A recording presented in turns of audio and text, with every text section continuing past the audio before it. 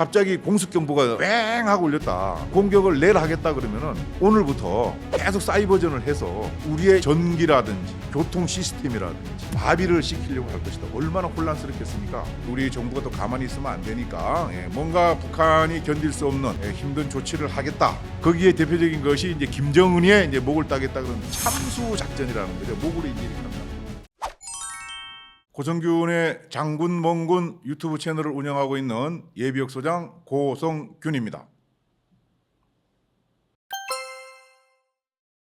지난 몇 년 동안 우리가 이제 대북 전단 살포 금지법, 일명 김여정 하병법이 있어갖고 탈북민 단체에서 과거에 날리던 전단과 기타 뭐 USB 이런 것을 이제 북한으로 못 보내다가 그 대북 전단 살포 금지법이 위헌이다 하는 것은 이제 헌재에서 판결을 했고 거기에 따라서 지난 4월 달부터 이제 대북 전단을 이제 살포를 하기 시작했고 5월 13일 날 이제 박상학 씨가 있는 단체에서 전단을 날리고 난 이후에 북한에서 야 그건 아니지 우리도 뭔가 너희들 좀 힘들도록 뭘 날려보내겠어 하고 이제 오물풍선을 이제 날렸던 거죠. 그래서 잘 아시는 것처럼 뭐 그 안에 분뇨라든지 뭐 담배꽁초 같은 진짜 그 오물을 잔뜩 넣어서 보냈고 그런 와중에 이제 우리 정부가 또 가만히 있으면 안 되니까 뭔가 북한이 견딜 수 없는 힘든 조치를 하겠다 하면은 이제 그게 이제 사실 이제 대북 확성기 방송을 재개하겠다는 이제 의미였는데 그렇게 이제 정부에서 발표를 하니까 북한이 바로 뭐 소위 이제 꼬리를 내리고 이 정도면 너희들이 고생했을 테니까 이제 우리가 오물풍선을 날리지 않겠다 이렇게 했지만. 결국에 이제 다시 이제 우리 탈북민 단체에서 뭐 전단을 보내거나 이렇게 하면은 오물풍선을 다시 보내겠다. 이렇게 해서 지금 서로 이제 대치하고 있는 어떤 상황이죠. 북한이 이제 오물풍선을 보내는 궁극적인 목표는 다른 게 아니고 뭐 우리를 괴롭히고 이런 것보다는 야, 우리 북한 내부가 지금 죽을 지경이니까 제발 좀 그 대북 전단하고 그 영상 같은 거 보내지 마라. 우리 북한 주민들이 혼란에 빠져서 내부가 지금 붕괴되기 직전이다. 그 보내지 말라 이제 이런 거거든요. 그 목표가. 근데 이제 우리 정부 입장에서는 그 풍선 안에 무엇이 들었을지도 모르는 것이고 그것을 계속 방치하게 되면은 나중에 더 큰 이제 도발을 가할 수 있고 그러니까 정부 차원에서는 북한이 가장 무서워하는 우리 무기 이게 무엇이냐? 대북 확성기 방송을 포함한 대북 심리전이거든요. 근데 그것을 이제 지금 재개를 하겠다고 했고 몇 시간 동안 했었고 지금 하시라도 할 수 있는 그런 상황을 이제 유지하고 있는 거죠. 그것은 저는 뭐 그 오물풍선이라든지 우리가 대북 확성기 방송하는 거하고 뭐 같은 맥락에서 보지는 않고 있습니다. 그건 그야말로 북한군들이 뭐 어떤 작업이나 작전을 하다가 잘못 넘어왔을 걸로 개인적으로 이제 생각을 해요. 과거에도 보면은 저는 이제 그런 걸 직접 경험을 못했지만은 제 바로 위에 선배들한테도 얘기를 들어보면은 소위 때 전방에 그 비무장지대에 가갖고 수색 정찰 나가면은 가다가 북한군을 만나는 거예요. 비무장지대에서. 그러니까 우리 국민들께서 혹시 이제 잘못 알고 계신 분들이 어떤 게 있냐면은 휴전선이 38선이 옛날에 38선 지금 휴전선이 있다 그러니까 뭔가 철조망이 다 설치되어 있고 이렇게 생각하시는데 전혀 그런 것이 아니고 그 군사 분계선이라 하는 푯말만 군데군데에 있는 거죠. 그리고 어쩌다가 이제 저 그 6.25 전쟁 일어나기 전에 설치했던 철망 같은 것이 완전히 녹슬어서 떨어져 있는 그런 상태이기 때문에 정확하게 지도를 보지 않으면은 내가 지금 북한에 있는지 남한에 있는지 알 수가 없어요, 사실은. 우리가 판문점에 김정은하고 우리 문재인 대통령 또 트럼프가 만나고 할 때는 판문점에 그 시멘트로 딱 이렇게 블록을 만들어서 분리를 딱 해놨잖아요. 그 명확하죠. 근데 비무장지대 안에 들어가면은 그런 게 없는 거예요. 풀밭인 거예요, 그냥. 그러니까 이제 작전하다가 보면은 이제 넘어올 수도 있다. 우리는 그러면 안 넘어가느냐? 아마 우리는 요즘 절대로 안 넘어갈 거예요. 왜? 우리는 어느 정도 안전을 고려를 하고 우리는 또 GPS라는 게 있잖아요. 그러니까는 정확하게 지점을 할 수 있는데 북한은 제가 추정컨대 GPS가 그 말단 병사들에게 지급됐을 리가 만무하니까 꽃갱이 삽자루 들고 작업하다가 아마 잠깐 넘어왔던 걸로 저는 그렇게 생각을 합니다. 근데 여기서 이제 우리가 상당히 주의해야 될 것은 북한이 이제 궁극적인 목표는 야 제발 전단하고 USB 이런 거 좀 들여보내지 마. 이거지만은 그걸 통해서 소위 이제 우리가 남남 갈등이라는 거를 유발한다 그러잖아요. 예, 북한이. 예. 지금 우리가 남남 갈등이 지금 되고 있어요. 야, 정부야. 그 대북 확성기 너무 하는 거 아니야? 야, 그건 뭐 오물 내려왔는데 그 하면은 쟤네들이 또 다른 거 또 넘길 거 아니냐.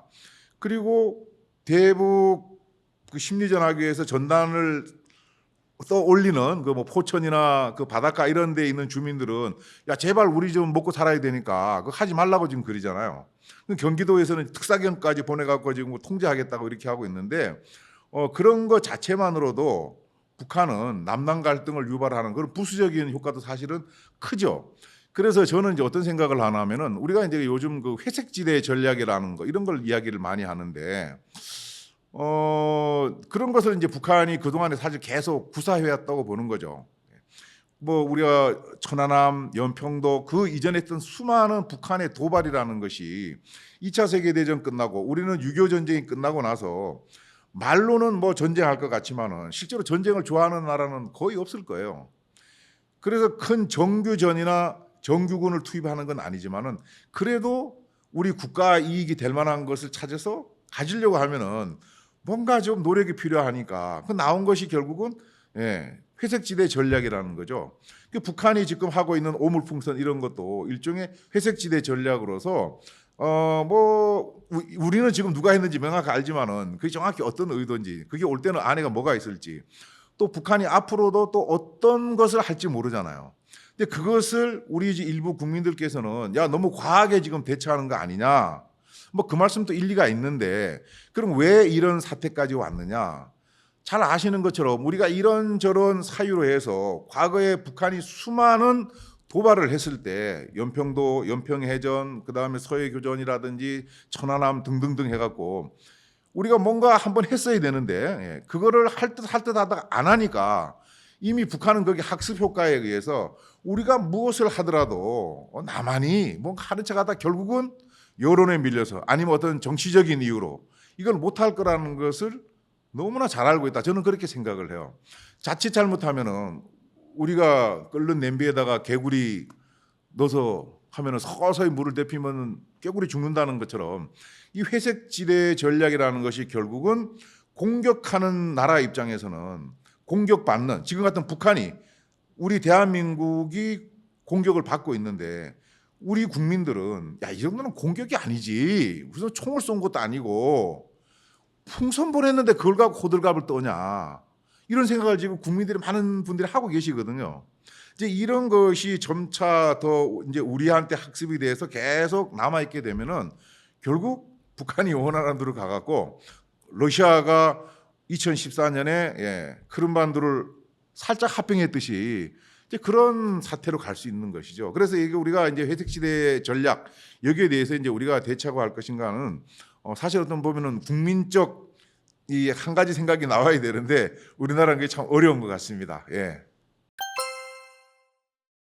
사실 북한이 미사일을 실험하고 하는 것은 대북 제재 뭐 위반이다 이렇게 하지만은 북한 입장에서는 뭔가 자기들도 무기를 개발해야 되니까 한다고 이제 하잖아요. 예. 이제 그런 어떤 뭐 미사일 개발하고 하는 것은 눈에 드러나는 거기 때문에 우리가 사전에 다 인지를 해요. 예, 예. 미국이 갖고 있는 이 북한을 들여다볼 수 있는 전 세계를 들여다볼 수 있는 정찰 능력은 어마어마하기 때문에 미사일 쏜다 그러면 벌써 몇 시간 전에 알고 이렇게 하는데 이제 그런 거는 문제가 안 되는데 우리가 소위 이제 저강도로 이제 공격하고 이러는 뭐 회색지대 전략에 들어가는 풍선을 날린다든지 그다음에 GPS 교란하고 그러면은 북한이 했을 거는 같은데 정확히는 또 모르잖아요 이게. 이제 그런 공격은 앞으로도 계속 될 수 있을 것이다. 예. 그리고 지금 우리가 뭐 GPS 오물풍선 이런 거는 익히 알고 있는 거지만은 북한은 우리가 상상하는 그 이상의 나라이기 때문에 무슨 짓을 할지 모르는 거죠. 그래서 우리가 많은 것을 다 한번 생각해 봐야 된다. 오물풍선 날린다 그럴 때도 야, 세상에 그걸 왜 날려? 우리가 이렇게 생각을 했어요. 그 날리잖아요. 왜 날려? 그 우리 생각하고는 완전히 다르기 때문에 북한이 취할 어떤 그 애매모호한 누가 이걸 했는지 주체를 잘 모르는 대신 우리 대한민국에는 어떤 남남 갈등도 유발할 수 있고 또 실질적인 피해를 줄 수 있는, 그게 크든 작든 그런 형태의 도발을 계속할 것이다. 예. 요즘 이제 전쟁은 오래전부터 실제로 어떤 뭐 총을 쏘고 대포를 쏘고 하기 전에 사이버전을 이제 통상 이제 먼저 하죠. 그 북한이 우리 대한민국에 비해서 월등한 분야 중에 하나가 저는 뭐 핵 미사일을 제외하고 그건 함부로 못 쏘니까 사이버전 능력이라고 이제 생각을 하는데, 러시아가 2008년도에 조지아를 이제 침공을 했었는데, 조지아를 침공할 때 러시아가 제일 먼저 뭘 했느냐, 대포를 쏜 게 아니고 사이버전을 해갖고 조지아 정부의 국방부, 외무부, 내무부의 홈페이지를 마비시켰어요. 그래갖고 이제 공격을 한 거예요. 자, 그러면은 조지아 정부가 국민들에게 대피를 하라고 하려면은 내무부에 뭐가 움직여줘야 되잖아요. 업무가 안 되는 거예요. 이거 마비가 돼 있으니까. 그럼 대통령이나 누가 뭐 담화를 발표하는데 할 수가 없고, 국방부 장관이 뭔가 해갖고 지시를 하려고 그래도 이게 안 되는 거예요. 그러다 보니까 국민들은 공포에 빠지고, 뭐 러시아가 쳐들어오는 것 같은데 공항에 빠지고, 그러니까 결국은 개전해갖고 뭐 5일인가 며칠 만에 그냥 항복해버렸다는 거죠. 그 이제 그 2014년에 러시아가 크림반도 합병할 때도 사전에 사이버전을 해갖고 정전 상황을 만들어갖고 이제 이렇게 또 하기도 하고, 그 다음에 이제 러시아가 우크라이나를 2022년에 공격했을 때도 그 전부터 지금까지 계속 사이버전을 하고 있잖아요. 마찬가지로 북한도 앞으로는 공격을 한다 그러면은, 예를 들어서 공격을 내일 하겠다 그러면은 오늘부터 계속 사이버전을 해서 우리의 여러 가지 어떤 그 전기라든지 교통 시스템이라든지 여러 가지 우리 그 공공 자재에 대해서 마비를 시키려고 할 것이다. 얼마나 혼란스럽겠습니까? 교통 체계가 다 마비가 돼 버리면은, 지금 우리가 찍고 있는데 이 조명이 꺼지고 그러면은 우리 구독자님들이 저를 못 볼 거 아니에요. 그 전기가 쫙 나갔다. 군대의 작전이 안 되는 겁니다. 요즘 전기로 하는 게 워낙 많으니까. 그런 차원에서 이제 사이버전을 제일 먼저 이제 하고, 그 다음에 이제 우리가 알고 있는 것처럼 뭐 이 북한이 공군으로 공격하려고 그래도 북한 공군은 뜨기 전에 우리한테 다 이제 혼날 거기 때문에 아마 이제 이 휴전선 일대에 전진 배치되어 있는 우리가 말로 듣던 장사정포라 그러는 107mm 그 곡사포라든지 뭐 방사포 이런 얘기를 많이 듣잖아요. 그런 것들로 이제 사격을 하면서 시나리오에 의해서 뭐 이제 전차라든지 보병이라든지 이런 이제 전력들이 공격을 이제 해 내려오겠죠. 난리가 나겠죠. 그래서 핵을 만약에 쐈다. 그러면은 사실 그것을 우리가 사전에 이제 인지를 해서 다 이제 막겠다고 이제 삼축체계라는 걸 이제 구축하고 있는데, 그 첫 단계가 이제 킬체인이라는 건데, 우리가 킬체인이 우리가 이제 핵 미사일을 쏘면은 이게 포물선으로 날아오잖아요. 이렇게 날아오니까 킬체인은 여기서 쏘기 전에 가서 이걸 못 쓰게 이제 때리겠다는 거거든요.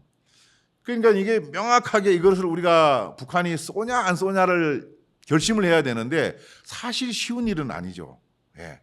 그런데 이것이 지금 완벽하게 되어 있느냐? 완벽하지는 않고 지금 구축해 나가는 단계라는 거죠. 그래서 이제 이것을 뭐 북한이 쏘는 걸 다 막을 수는 없을 것이고, 일부 우리가 막았다 하더라도 100% 막을 수는 없으니까 거기에서 날아오는 게 있을 거 아닙니까? 날아오는 것은 이제 정점을 찍고 내려올 때 이제 우리가 아는 사드, 그 다음에 이제 우리가 이제 개발해 갖고 있는 뭐 LCM이라든지 뭐 천군 기타 등등해서 단계별로 이제 요격을 하겠다는 것인데, 그것도 지금 뭐 사드 이런 걸 갖다 놨지만은 많은 것이 아니고, 우리가 지금 개발하고 있는 중고도의 그 미사일 같은 것도 요격 체계도 지금 개발 중에 있는 것이지 배치된 게 아니거든요. 이제 그런 차원에서 만약에 북한이 갖고 있는 걸 다 쏜다 그러면 우리가 다 막기는 힘들 것이고, 어느 정도 위험을 우리가 서울에서 감수해야 되지 않겠는가, 이런 생각을 해요. 그래서 지난 봄에 이제 한미 연합 훈련을 하면서 한미 연합 사령관이 야 가만히 있어봐, 그 삼축제기 지금 한다 그러는데 그 킬체인이 잘 안 되고, 그 다음에 이제 그 미사일 방어가 잘 안 되고 이런 문제가 생겼을 때 그러면 어떻게 되겠니 하고 이제 고민을 해봤다는 거죠. 해보니까 이게 안 됐을 때 뭔가 그 다른 조치가 필요할 것 같아. 그래서 한미연합사령관이 8월 달에 그 UFS 연습할 때는 야, 이걸 한번 해보자. 뭘 하느냐? 북한 핵 네트워킹을 무력화시킬 수 있는 그 훈련을 지금 하겠다고 지난번에 얘기를 했거든요. 그 얘기인즉슨 현재 삼축 체계만 갖고는 북한이 갖고 있는 핵 미사일을 우리가 다 못 막을 수도 있다는 걱정이 드는 거죠. 그러다 보니까 그 이전 단계에서 해결을 한번 해보자. 뭔 얘기냐면은 북한의 핵을 예를 들어서 뭐 100기를 갖고 있다 그러면은 김정은이가 그 누가 갖고 엉뚱한 짓 할까 봐 자기 죽일 수도 있으니까 지방에 막 갖다 놓은 것이 아니고 어딘가 평양 가까이 핵탄두를 김정은이가 딱 통제할 수 있는 곳에 갖고 있다고 전제를 하는 거예요. 그럼 김정은이가 핵을 쏘려고 하려면 이 핵탄두를 어딘가 보내야 될 거 아닙니까? 그 보내려 그러면은 그냥 뭐 이렇게 한 상태에서 갈 수 있는 것이 아니고 뭐 누군가한테 지시를 하고 뭐 무전을 하거나 전화를 할 거 아니에요. 그걸 이제 미국이 다 듣고 있으니까 그것을 캐치를 해서 이 핵탄두가 쉽게 미사일에 실리기 이전에 이걸 우리가 사이버 공격을 해서 이 지휘 체계를 무력화하든지 아니면 다른 무슨 방법을 강구하든지 이제 이런 거를 지금 이제 고민을 하고 있는 거죠. 그래서 미국을 포함해서 한미 이제 군이 우리 수도권뿐만이 아니라 우리 국민들을 어떻게 하면 하여튼 피해를 최소화할까 하는 이것을 끊임없이 지금 고민하고 있다는 말씀을 드리고 싶습니다. 참 우리가 그 외국에서 온 사람들이 또 외국에서 우리를 들여다보는 사람들이 대한민국이 진짜 그 행복한 나라 같다고 역설적으로 얘기하는 것 같은데 자기들이 볼 때는 세계에서 가장 호전적인 집단 그 적을 머리에 이고 있는데 가장 평화롭게 우리가 살고 있다는 것이죠. 세상 걱정 없이. 그러다 보니까 사실 우리가 너무 좀 무감각한 게 있지 않은가 그런 걱정이 되는데 우리 국민들께도 미리 말씀드리지만은 우리가 인터넷 치면은 전시 뭐 행동 절차 이런 거 딱 치면은 각 시군구 구청별로 행동 절차가 쫙 나와 있는 게 있어요. 일단은 한 번씩 꼭 읽어 보셔야 되는 거죠. 예를 들어서 PD님하고 제가 여기서 촬영하고 있는데 갑자기 공습경보가 왱 하고 울렸다. 우리 어디론가 피해야 되잖아. 여기 있으면 안 되잖아요. 그럼 지하로 이제 가야 되는데 사실 저 이 빌딩 지하를 가본 적이 없거든요. 있는지 없는지도 몰라요.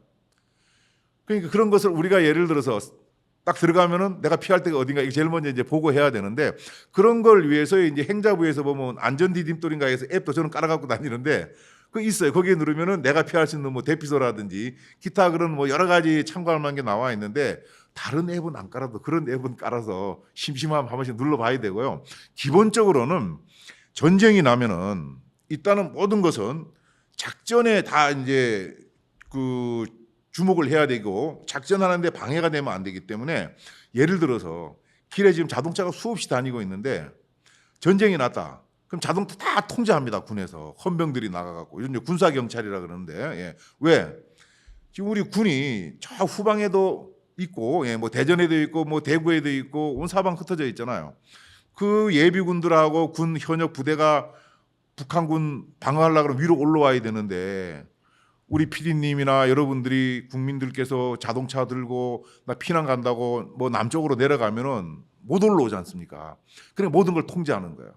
근데 그것을 국민들이 평상시부터 아시고 불편하더라도 이제 참을 줄 알아야 되는데 그런 걸 생각을 하셔야 되는데 예를 들면 그런 전쟁 밖에 나오시지 말고 안전한 곳에 대피를 하셔야 되고 그 다음에 이제 이 정부에서 계속 이제 방송을 할 테니까 방송을 청취를 하고 그 다음에 이제 상황이 어떻게 될지 모르니까 평상시부터 배낭 같은 데다가 우리가 뭐 그 초콜릿 같은 거라든지 뭐 물 같은 거 이런 것을 비상식량 같은 것 그다음에 이제 불을 켤 수 있는 무슨 뭐 성냥이라든지 이런 것들을 이제 갖고 있는 준비를 해두는 것이 가장 바람직한데 과거에 제가 이제 뭐 군에서는 그런 거를 이제 하고 하는데 군도 완벽하진 않아요. 요즘은 잘 안 하고 있을 걸로 생각이 되는데 심지어 이제 방독면까지 다 구입을 해서 갖고 있어 이렇게 했는데 그 정도를 우리가 준비해야 된다는 생각은 이제 갖고 있어야 될 것 같습니다. 근데 우리는 전혀 이제 모르기 때문에 진짜 너무 혼란스러울 것 같아요.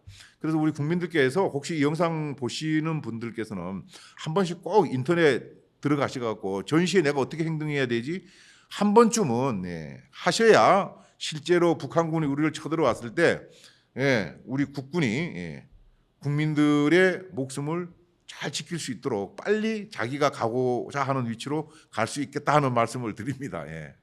옛날에 6.25 전쟁이 났을 때 그때 국민들은 준비가 안 되어 있는 상태로 전쟁이 터지지 않았었나요? 그렇죠. 예. 그때는 어떻게 됐었어요? 그때도 이제 그 뭐 통제가 잘 안 되고 그러니까 그때는 이제 그 문제가 안 됐던 게 어떻게 보면은 지금보다 문제가 안 됐던 거는 일단은 뭐 도로가 막힐 일이 없어요. 차가 없었으니까. 예. 그다음에 인구도 지금보다 적었잖아요. 예. 그렇게 하니까 이제 큰 문제가 없었는데 지금은 이제 기본적으로 도로를 그 우리 국군이 과거에 그래도 6.25 때는 뭐 탱크도 한 대도 없던 군대였지만 지금은 수많은 이제 자동차나 이런 장비가 움직여야 되기 때문에 도로 확보가 이제 중요한 것이기 때문에 이제 국민을 통제를 한다는 소리가 그때도 주요 이제 군사 작전하는 지역으로는 주민들이 못 가도록 이제 통제를 하죠. 예. 그 나머지는 이제 뭐 있으면은 누가 보호 안 해주고 그러니까 이제 남쪽으로 예. 개별적으로 이제 이렇게 피난을 이제 갔던 거죠. 예. 지난 연말부터 이제 뭐 김정은, 김여정 포함해갖고 북한이 뭐 주적이다, 너희들은 이제 뭐 동족도 아니야, 뭐 제1 적대국이다 이렇게 얘기를 하는데 그 결론은 예. 뭐 다른 게 없습니다. 김정은이가 북한이 붕괴될까봐 두렵다는 거죠. 그래서 남한하고 이제는 같이 안 있겠다. 왜? 그동안에 우리 민족끼리 자주 통일 뭐 한다고 해서 계속 김일성 때부터 해왔는데 그 결과가 뭐냐. 김정은이가 이렇게 이야기를 했어요. 남한의 진보 정부든 보수 정부든 전혀 도움이 안 된다. 다 뭔가 우리를 뺏겨 먹으려고 그런다고 직접 얘기를 했어요. 전혀 도움이 안 된다는 거예요. 그 얘기인즉슨 뭐예요? 과거에는 진보 정부가 들었으면은 뭔가 좀 이렇게 좀 화해적하고 뭐 좀 갖다가 받아서 쓰기도 하고 이렇게 했는데 지난 이제 그 문재인 정부 때 남북 정상회담도 하고 그랬지만은 그 중간에 자기가 원하는 대로 안 되니까 바로 예. 요즘 젊은 사람들 말로 뭐 쌩깐다 그러나요? 예. 그러면서 막 문재인 대통령한테 막 입에 담을 수 없는 욕도 막 해대고 그랬잖아요. 이제 그런 걸로 볼 때 점점 진보가 됐든 보수가 됐든 남한의 정부나 남한의 국민들은 북한의 내부를 붕괴시키는 역할밖에 할 게 없다. 그러니까 야 북한 주민들 너희들 자꾸 남한을 동경하지 마. 쟤네들은 이제 우리랑 같은 민족이 아니야. 우리끼리가 아닌 거야. 내가 쟤들하고 통일하려고 그랬는데 이제 가로 열고 속으로 김정은이 혼자 내가 지금 죽게 생겼다. 이제 이런 생각을 가지면서 야 북한 인민들 남한 애들은 이제 쳐다보지도 말고 쟤들은 철천지 원수니까 쟤네들이 무슨 보내는 영상이라든지 전단 이런 거를 전혀 볼 생각하지 마라. 이런 것 때문에 이제 우리를 주적이라고 이제 하는 것이죠. 당장 무슨 뭐 액션을 취하겠다는 것보다는 북한 내부를 단속하기 위해서. 예. 그래서 뭐 그런 얘기를 이제 가끔 뭐 이렇게 하시는 분들이 있는데 그래서 저는 뭐 그걸 깊게 고민해 보지는 않았는데. 우리도 이제 소위 그 참수 부대라 그래서 예. 우리가 이제 그 삼축 체계의 마지막이 대량 응징 보복인데 대량 응징 보복이라는 게 이제 우리가 북한의 어떤 대량 살상 무기 뭐 해서 피해를 입거나 이렇게 했을 때 우리가 가만히 있으면 안 되니까 예. 북한을 이제 응징하겠다는 것이죠. 거기에 대표적인 것이 이제 김정은의 이제 목을 따겠다 그런 참수 작전이라는 거죠. 목을 이제 이렇게 한다는 건데. 그런 부대가 있지만은 우리가 어떤 제 개인적으로는 제가 전역하고 난 뒤에 이제 그런 부대가 만들어져서 훈련을 한다고 그러는데 제가 뭐 본 적이 없어요. 없지만은 추정컨대 우리가 단독적으로 뭐 북한에 가갖고 김정은을 그 참수하고 할 예, 그런 어떤 능력을 다 갖췄다고 저는 사실 생각하지는 않습니다. 그러나 우리가 미국은 빈 라덴이라든지 기타 예, 슐레이만이라든지 이란의 여러 지도자들을 예, 소리 소문 없이 예, 제거하는 것을 우리가 봤거든요. 미국은 마음만 먹으면 그렇게 할 수 있을 거라고 저는 생각을 합니다. 예, 예. 그러나 예, 미국도 뭐 함부로 하진 않겠죠. 뭐 우리가 사실은 잘 모르겠습니다. 우리가 그 참수부대라 그러면은 미군이 예, 거기 빈 라덴 집 근처까지 탁 헬기 타고 들어가 막 하듯이 이런 어떤 여러 가지 어떤 그 갖춰져야 되는데. 우리는 그런 장비를 가졌다고 나와 있는 걸 제가 못 봐갖고 예. 준비는 하겠죠. 계속 뭐 장기적으로 준비를 하겠지만은 우리가 단독으로 그런 걸 하는 것은 결코 뭐 저는 쉽지 않다고 생각을 합니다. 대신 평상시에 그런 어떤 참수 작전을 하는 것은 우리가 단독적으로 하는 것은 저는 쉽지 않다고 봐요. 대신에 이제 우리가 그 참수 부대가 만들어진 것은 실제로 북한이 핵 미사일 같은 걸 쏴갖고 전쟁이 났을 때 그때 대량 응징 보복하기 위해서 만드는 거니까 실제로 전쟁 상황이 났을 때는 이제 상황이 달라지는 거죠. 그때는 이제 제거하러 갈 수도 있는 거죠. 가는 것이 꼭 뭐 비행기만 타고 가는 건 아니니까 지상으로 침투할 수도 있고 그러니까 그러나 평상시에 미국이 빈라덴이나 기타 여러 그 테러 단체 지도자들을 제거하는 것처럼 우리가 평상시에 그렇게 하는 것은 제가 볼 때 어렵다는 얘기입니다. 그럼 만약에 김정은이 제거가 되면 그 이후에는 어떻게 되나요? 궁금하네요. 어떻게 될 것 같습니까? 그래서 지금 뭐 김정은이가 이제 후계자로 뭐 11살쯤 되나 김주애를 지금 데리고 다니고 있는데 만약에 이제 김주애가 지금 11살인데 김정은이가 빨리 안 죽고 김주애가 뭐 좀 나이가 많이 들어갔고 후계자 수업이 되고 난 뒤에 뭐 혹시 넘어간다 그러면은 뭐 큰 문제가 없을 수도 있겠죠. 근데 만약에 뭐 갑자기 지금 오늘 아니면 내일 뭐 문제가 됐다. 그러면은 북한이 뭐 얼마나 이제 혼란스러울까 그런 생각이 들긴 하죠. 과연 그 아직 미성년자가 확실한 김주애한테 이게 말이 안 되잖아 이게. 그렇게 되면은 이거 김여정이가 전면에 등장하는 건가? 그럼 또 이설주는 또 가만히 있나? 뭐 여러 가지 이제 그런 문제가 있는데 그게 뭐 어떻게 시나리오가 써질지는 저도 좀 이제 궁금해요. 궁금한데 그거는 있는 것 같습니다. 김정은이가 김주애를 일찍 등장시킨 것은 본인이 집권 초기에 워낙 스트레스를 많이 받았을 것이라는 거죠. 아버지 김정일은 김일성으로부터 한 30년 가까이 수업을 받았거든요. 김정일은 북한에서 대학을 나오고 소위 말단부터 당에서 시작해갖고 올라가면서 친구들도 많고 여러 가지를 다 아버지 따라다니면서 보고해서 30년 동안 수업을 했는데 자기 사람을 다 만들었을 거 아니에요. 그런데 김정은은 젊었을 때 해외에 가서 공부를 하고 와갖고 북한 내에 자기 무슨 뭐 인맥도 없는 데다가 아버지한테 3년도 안 돼 한 뭐 30몇 개월 정도 짤막하게 후계자 수업을 받았는데 막상 집권을 딱 하고 나니까 모두 할아버지 아저씨들인데 얼마나 무서웠을까 하는 생각이 드는 거예요. 자기가 권력을 갖고 있다 그러지만 그 사람들 전혀 자기 편이 아닌 것 같고 우리가 장군이 돼갖고 사단장이 돼갖고 새로운 지역에 갔다. 그때도 사실은 장군이지만은 어떤 뭐 살짝 그 뭐 두려움이라기보다는 걱정이 되는 거예요. 내가 갔는데 거기 참모들은 다 나를 잘 따를까? 또 내가 모셔야 되는 상급 사령관님은 나하고 호흡이 잘 맞을까? 또 후반 같으면은 거기 시도지사님들은 내 생각하고 생각이 같을까? 뭐 이런 사실 걱정을 하거든요. 김정은이도 그런 걱정을 했을 텐데 해보니까는 자기가 느낄 때 자기 편이 없다고 느꼈을 것이고 그 당시 그 고모부 장성택 거기 실권자라고 이제 중국도 얘기하고 다 했었으니까 거기가 이제 권력이 집중되고 하는 것을 본인이 아마 느꼈기 때문에 고사총으로 자기 고모부를 이제 그렇게 보낸 거 아니겠습니까? 그리고 그 아버지 주변에 있던 장군들도 몇 달에 한 번씩 그냥 뭐 졸았다고 총살시키고 막 이렇게 하면서 다 이제 물갈이를 했거든요. 그런 애로사항을 본인이 겪었기 때문에 야 이거 내 뒤에 어떻게 될지 모르니까 김주애 일단 일찍 좀 수업을 시켜야 되겠다 이런 생각을 갖고 지금 후계자 수업을 시키고 있는 걸로 생각이 되는데 김정은이가 갑자기 죽었다 그러면은 우리가 상상할 수 없는 또 다른 뭐 군부에 누가 또 나타날 수도 있고 그거는 뭐 상상하기 나름일 것 같습니다.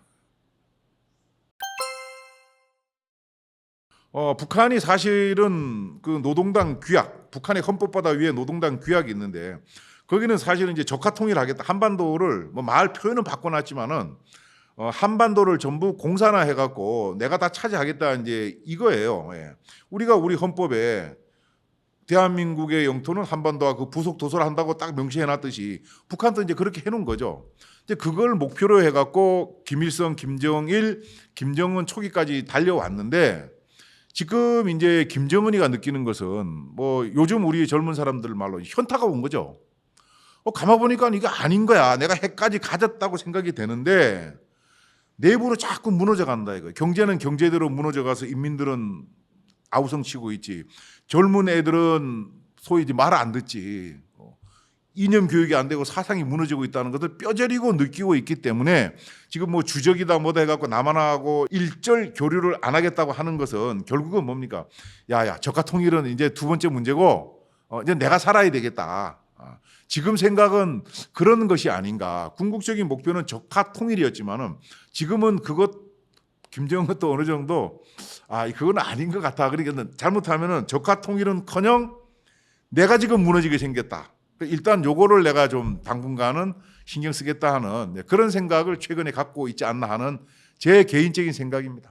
이렇게 얘기하면 우리 젊은 분들이 저 뭐 욕할지 모르는데 우리도 젊은 사람들이 골칫거리를 안 걸어. 예, 농담이고요. 우리가 어느 세대나 꼰대가 있고 이제 철부지라고 서로 얘기를 한다 그러잖아요. 그러면 그 꼰대라고 지칭되는 분들도 사실은 한때는 철부지였죠. 제가 이제 철부지였을 거 아닙니까? 그때는 우리도 선생님 보고 그때 뭐 꼰대라고 이렇게 막 이제 했던 기억이 나는데, 북한도 마찬가지죠. 지금 북한에 뭐 제 연령층에 있는 사람들은 김일성 때부터 이제 사신 분들도 있을 거 아니에요, 주민들이. 그때는 뭔가 혜택을 좀 받았어요. 북한이 우리보다 잘 살았으니까. 배급이 제대로 나왔단 말이죠. 그 다음에 이제 김일성이가 죽고 김정일이가 됐을 때도 처음에는 배급이 조금 되는 듯 했어요. 그런데 바로 이제 고난의 동구권 공산사회가 무너지면서 소련이 붕괴되면서 배급이 잘 안 되고 그래서 이제 고난의 행군 시대를 겪었잖아요. 그런 시대를 겪었지만은 나이 많은 소위 북한의 꼰대라고 지칭될 수 있는 그 세대는 그래도 지금까지 살아온 내 나라고 그러니까 이게 정을 갖고 어떤 뭐 충성을 하려는 생각이 있지만 지금 우리가 젊은 사람이라고 지칭되는 북한의 세대는 대체적으로 김정일이가 권력을 잡고 나서 고난의 행군 시기가 돼갖고 배급 체계가 완전히 무너지고 장마당 중심으로 북한 사람들이 먹고 살던 그 시절 이후에 태어난 사람들이거든요. 그럼 평양을 제외하고는 북한에서 배급해 주는 게 없는 거예요 지금. 그러니까는 북한의 젊은 사람이 생각할 때, 야, 우리가 왜 뼈빠지게 이 짓을 해야 되는 거야? 김정은이 우리한테 해준 게 뭐가 있어? 야, 그런데 남한에서 들어온 이 USB 보니까 사랑의 불시착 현빈이 하고 말이야. 나도 이런 사랑을 해보고 싶어. 그 사람인데 그런 생각이 안 들겠습니까? 그러니까 결국은 북한이 추구하는 어떤 그 사상이라는 게 결국은 주체 사상이라는 건데 주사파라는 말 이제 하지 않습니까? 우리가 그 뭐 586 뭐 운동권 주사파 하는데 주사파라는 것이 이제 주체 사상을 추종하는 이제 우리나라 대학에 데모하던 학생들을 주사파라고 얘기를 했었는데 그 주사파가 뭐 주체 사상을 추종한다는 거예요. 주체 사상이 뭡니까?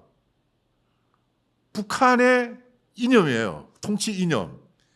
그 북한의 노동당은 어머니고 그 수령이 뭐냐? 김일성인 거야. 수령은 아버지다. 그리고 인민들은 전부 아이들인 거야. 그러니까 아버지 말을 잘 듣고 이렇게 해야 되는 거야. 그러면 아버지가 먹을 것도 나눠주고 옷도 나눠주고 해. 그러면 아이들은 어떻게 해야 되니?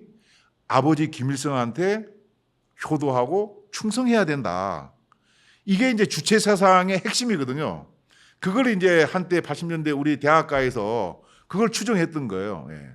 그래서 어떻게 위수 김동했다고 그러더라고요. 위수 김동이 뭔지 아세요? 위대한 수령 김일성 동지를 위하여. 우리 대학생들이 그렇게 주사파였다는 거예요. 그런데 지금 북한의 젊은 세대들은 위수 김동이 안 된다는 거 쉽게 얘기하면 해준 게 아무것도 없는데 뭐가 위대하고 뭐가 어버이 수령이냐 이거지. 그러니까 완전히 이제 무너지고 있으니까 그 나이 많은 계층보다도 젊은 계층이 지금 통제가 안 되고 이게 완전히 무너지고 있으니까 결국은 김정은이가 북한 문을 꽁꽁 걸어 잠그고 남한의 어떤 뭐 오빠야 자기야 사랑해 뭐 이런 거 하면은 교화형 보내고 심지어는 뭐 총살시키고 한다는 거 아닙니까? 심각한 거죠, 그러니까. 그런데 우리 사람이라는 게 뭐 PD님도 그렇고 저도 그렇고 목숨이 아깝다는 생각은 누구나 하지 않습니까? 그래 북한의 젊은이들도 저렇게 통제하고 올 총각 그 BBC에서 입수해서 나온 그 다큐멘터리 그 영상에 보면은 평양에 있는 어떤 중학생으로 추정되는 16살이 2명 뭐 나와서 하는 거 봤지 않습니까? 우리가 그 교화형 뭐 12년인가 갔다 그러는 이제 그런 걸 보면은 그 순간적으로는 젊은 사람들이 잘못하면 죽을 수도 있겠다는 생각이 드니까 잠시 이제 멈칫할 수는 있을 것 같아요. 그러나 이 사람의 욕구를 누가 제어할 수 있습니까? 그게 안 되잖아요.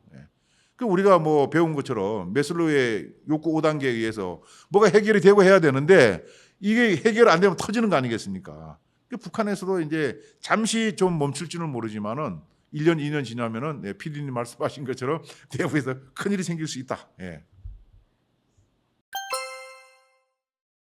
글쎄요, 뭐 언젠가는 이제 해야 되는 것이 우리 헌법상에 명시된 대통령의 임무이기도 하고 하니까 돼야 되겠죠. 그런데 그게 이제 언제 될 것인가는 사실 예측하기가 쉽지가 않고 당장 이제 우리 한 5만여 명밖에 안 남은 이산 가족분들 있잖아요. 그분들은 오늘 내일 당장 통일이 됐으면 좋겠다고 생각하시지 않겠습니까? 고향에 이제 계시는 뭐 다 대부분 돌아가셨겠지만은 일가 친척이라도 좀 보고 싶은 것이 인지상정일 테니까. 반면에 이제 우리가 여러 가지 그 조사에서 나오는 거 보면은 우리 이제 젊은 층으로 내려갈수록 야 우리가 왜 통일을 해야 돼? 나도 취직이 안 돼서 뭐 하는데 내 세금 내가 받아 뭐 이런 생각도 갖는다는 거 아닙니까? 그 얘기도 사실 어떻게 보면 틀린 것도 아닌 것 같고요. 그러나 어쨌든 우리가 헌법상에 이제 통일을 지향하도록 명시되어 있기 때문에 통일을 해야 되는데 이게 언제 될 것이다 하는 것은 사실은 뭐 아무리 그 잘 맞춘다 그러는 점쟁이도 맞추기는 쉽지 않을 것 같고요. 거기에 대비는 우리가 좀 충분히 해야 된다. 충분히 해야 되는데 그것이 어떤 너무 그 역대 정부들이 보면은 우리가 이제 어느 정부가 들어서냐에 따라서 통일에 대한 관심이 확 올라갔다가 또 떨어지기도 하고 이렇게 되는데 그렇게 해갖고는 우리가 통일이 된다 하더라도 엄청난 혼란에 쌓일 것 같아. 우리가 이제 과거 동독 서독이 이제 독일 통합이 됐는데 거기 지금까지도 그 지역 감정 이런 게 남아 있다는 거 아니겠습니까? 그 과거 서독에 살던 사람들은 동독에 살던 사람들 보고 이제 뭐 오씨 해갖고 동쪽 것들, 그다음에 이제 또 동독에 사람들은 뭐 서쪽 것들 이렇게 이제 부른다는 거예요. 그러면 독일이라는 나라는 과거에 갈라져 있을 때 서독이 정부가 뭐 바뀌든 안 바뀌든 통일 정책을 거의 일관되게 쫙 진행해 나갔거든요. 계속 서독이 동독에다가 뭐 우리처럼 줬어요. 돈을 주든지 뭘 줘요. 그럼 반드시 반대급부를 우리처럼 대책 없이 갖다 퍼줘갖고 그것이 뭐 핵으로 갔는지 미사일로 갔는지 인민들한테 갔는지 확인도 안 되는 그런 돈을 많이 갖다 줬는데 서독은 반드시 동독한테서 대가를 얻어내는 거예요. 야, 동독에서 서독으로 매년 예를 들어 100명이 뭐 일가친척 방문하도록 돼 있는데 요거 더 달라고 오케이 더 줄 테니까 내년에 200명 해 그러면 뭐 이런 식이에요. 그 다음에 이 베를린이나 이런 데 그 갈라져 있으니까 그 뭐 기관총 같은 것도 설치돼 있고 할 테니까 뭐 기관총 몇 점 없애 그러면 뭐 이제 이런 건 계속 끊임없이 해왔는데 우리는 이제 그게 잘 안 되잖아요. 어쨌든 끊임없이 해왔던 서독과 동독도 되고 나갔고 군대를 어떻게 합칠 것인가, 경제를 어떻게 통합할 것인가 이게 완전히 다르잖아요 체제가. 이걸 갖고 엄청난 혼란을 이제 겪었었고 지금 또 일부 겪고 있거든요. 그래서 우리가 그런 걸 벤치마킹을 잘 해야 되는데 제가 아는 범위에서는 뭐 그런 것을 그렇게 고민 안 하고 있는 듯한. 근데 그것은 제 생각인데 이것은 뭐 제가 정부에서 군대 외에는 근무해보지 않았으니까 어디선가 한 개 기관에서 일관되게 그런 업무를 쭉 통일을 해서 나가야 되는데 정권에 따라 갖고 관심도가 달라지다 보니까 가다가 이제 진도가 안 나가는 거죠. 쉽게 얘기하면 가다가 에이 됐어 스톱. 그 하던 사람 다른 데 다 가버리고 다음에 또 하려고 그러면 또 뭐 안 되고 이제 이런 식이 되다 보면은 진짜 통일이 됐을 때 너무 혼란스럽겠다 하는 그런 걱정이 좀 돼요. 그 지금 뭐 우리가 흔히 하는 얘기는 바로 그냥 이렇게 북한으로 가서 우리가 평상시에 북한이 뭐 양강도 자강도 황해 쪽 있는데 우리는 이북 5도 지사라 그래서 옛날 우리 기준으로 뭐 한경 북도남도 뭐 평안 남북도 황해도 이렇게 해갖고 도지사가 임명이 돼 있어요. 그러면 그 도지사가 가서 바로 거기서 행정부를 구성해서 할 수 있느냐? 쉽지 않을 거란 말이죠. 근데 어쨌든 그렇게 하는 방법이 있을 거고, 아니면은 어떤 뭐 일로 인해서 통일이 됐다 하더라도 일정 기간은 지금 뭐 그 휴전선을 중심으로 해서 양쪽으로 해서 우리가 이제 뭐 세금을 글로 보내고 해갖고 어느 정도 좀 커지고 난 뒤에 뭐 합친다든지 뭐 여러 가지 이제 고민을 뭐 해야 되는 거죠. 그런 것들을.